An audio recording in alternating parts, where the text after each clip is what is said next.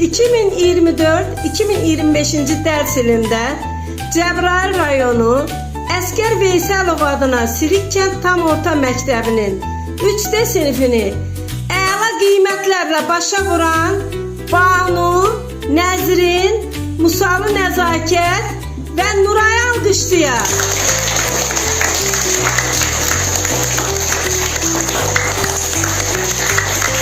3D sinifini əla qiymətlərlə başa vuran Nərmin, Yəhya, Vali və Kərəm alqışlayırıq. 3D sinifini 1-4 ilə və qalan qiymətləri 5 olmaqla bitirən Xəyalə, Niftəliyə və Nəzakət, Məryəm və Zeynəb alqışlayırıq.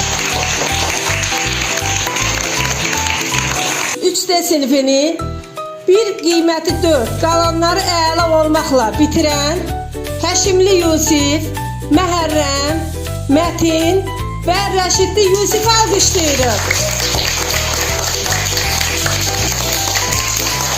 3D sinifini 4 və 5 qiymətlərlə başa vuran Ayanı alqışlayırıq. 3D sinifini 3, 4 və 5 qiymətlərlə başa vuran Məhəmməd Əlini alqışlayırıq.